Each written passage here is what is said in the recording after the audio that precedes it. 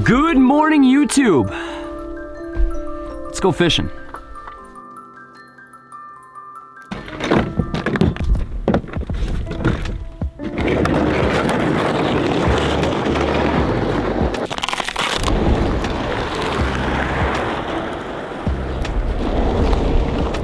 Do you see this white ice right here? Now that's what we're looking for. Extra long walk means no bibs till you get to the spot. So let's bib up, get ready for the cold, and punch some holes. Ladies and gentlemen, boys and girls, welcome back to another episode. My name is Sam Sobi. Kind of doing a little science experiment today. The boys and myself, I think 2 days ago now, came out to this cool body of water and just stroked the crappies. We just absolutely crushed them. The best part about a couple days ago wasn't catching the fish, it was where we caught them and why. And that's kind of what I'm doing today is I returned to this lake and I kind of want to investigate it more. So we're fishing in the middle of the basin. A basin is just the large depression in a lake. It's usually the deepest spot in the lake. In this lake, it gets 32 feet. It ranges anywhere from like 25 to 32 feet. There's a bunch of reefs and stuff like that. But right over top of the basin is a giant pressure ridge. As you can see right here, this big white strip of ice that goes right across the middle of the basin. And that's where my buddy Augie ended up finding these fish. And it was super cool because you would drill 10 feet to the left of this pressure ridge and mark 0 fish. And then you drill right in the middle of the pressure ridge, and I'm talking like 20, 30, 40, 50 fish stacked up on your Vexilar. It just looked like a Christmas tree down there. It looked like lasagna. It was insane, incredible. And basically what I'm doing today is I want to come back out here. I want to see if the fish are still here, if they're holding to it, and if they're moving anywhere along this pressure ridge. I basically just want to learn more about this because this isn't anything I've done much of. Because usually when you're fishing, there's a bunch of snow on the lake, so you can never really see a pressure ridge like this. So this is extremely unique. I'm super excited. It's extremely windy today, so I apologize if there's a bunch of wind noise, but I'm gonna get everything set up and we're gonna get after it today. So stick with us, stay tuned, you won't be pissed.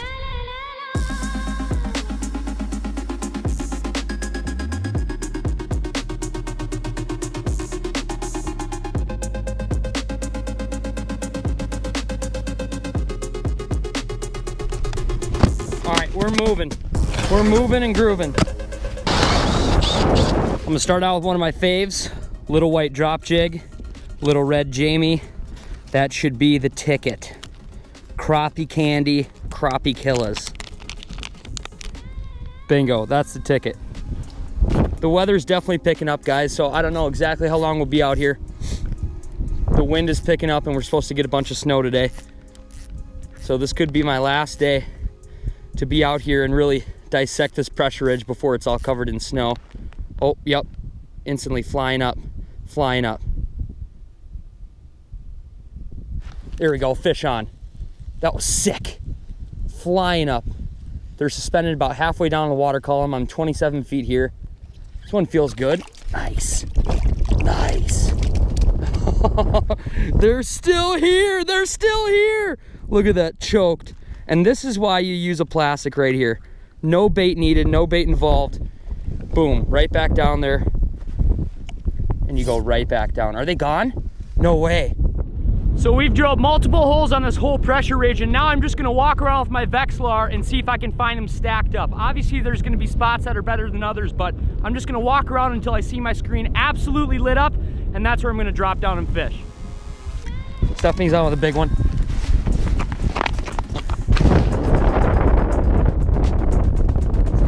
Nice one, nice one. Oh, that's a stud, Stephanie. Nice job. Oh man! Oh, all right, we'll get a quick tape on it. Holy thick. Holy thick one. Nice job. You knew right away. Nice job. Let's go. Oh my gosh, our big camera's way over there, so we're just gonna do this on GoPro probably. But as you can see right here on tape, oh my gosh, can you guys see that? That is a fat 13-incher all day. Yes! Nice job. That's a stud. Oh, give me some of that.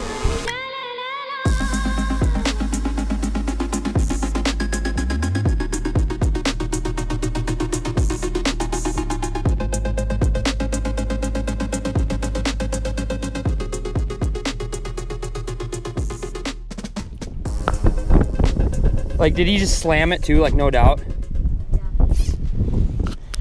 All right, well, Stephanie just caught an absolute stud. Fat, so tall and fat, 13 incher. That's awesome. I think her PB Crappie is 13 inches. That's got to be it, right?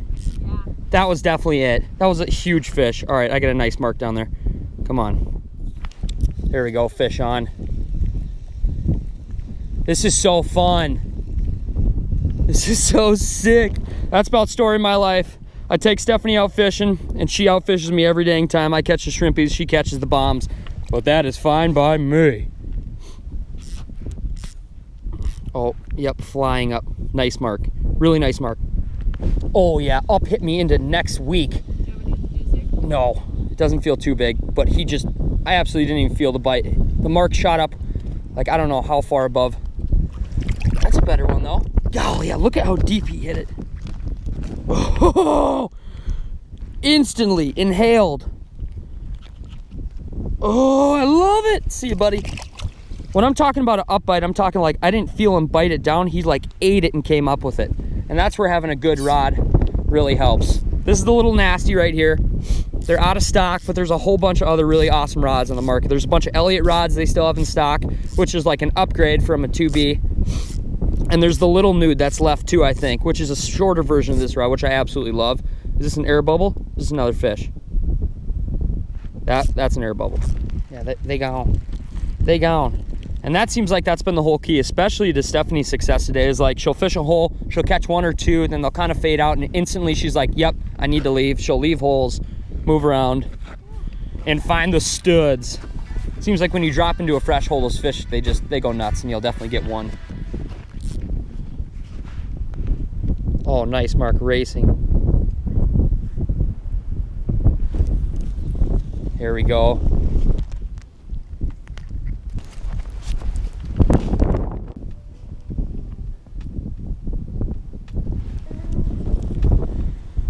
Bada bing, bada boom. Bada bing, bada boom.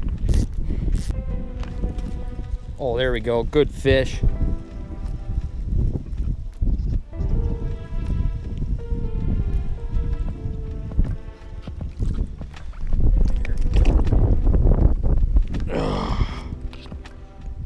Ah, choking it. See you, buddy.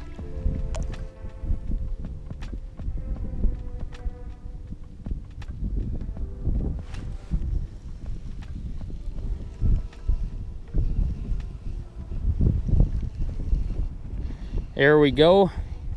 You finicky sucker. Get up here. Ugh. So many quality eater fish here.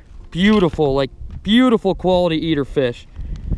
Another one back down to the resource. This is getting redundant at this point. As you can see, things are getting pretty intense out. My camera's absolutely just covered in snow, so the mic is too. I don't know what you guys are picking up or not. So yeah, we're just gonna keep fishing and try our best to capture this. I don't really know how we're gonna do this, but things are getting a bit intense out here.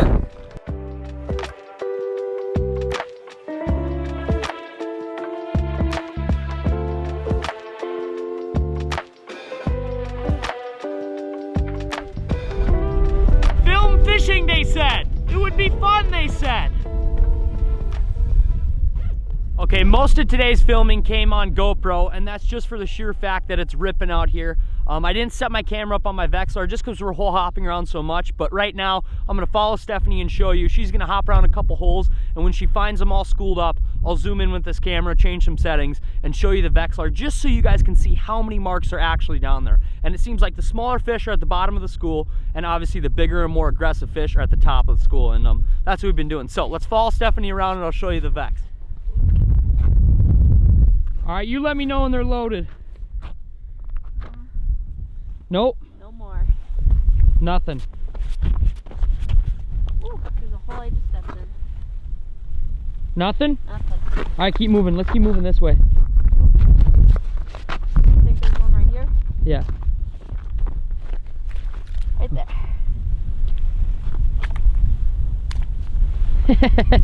No. Nothing. Nope. Nothing, nothing, nothing.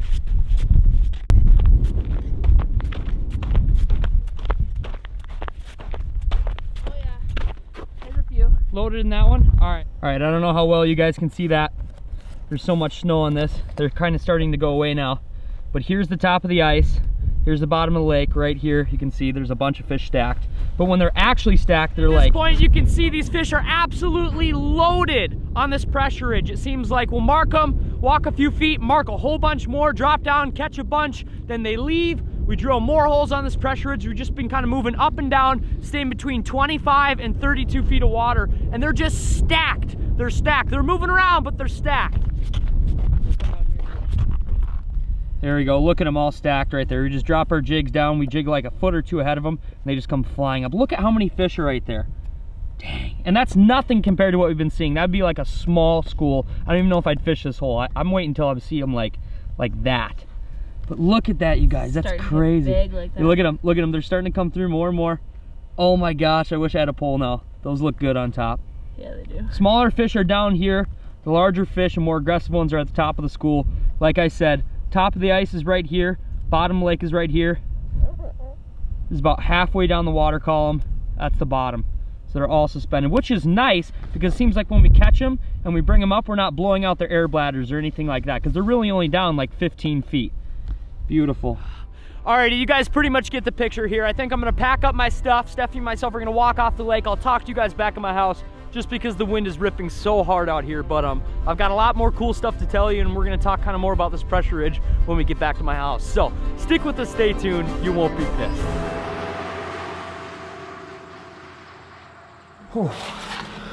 Oh, wow. Okay, wow.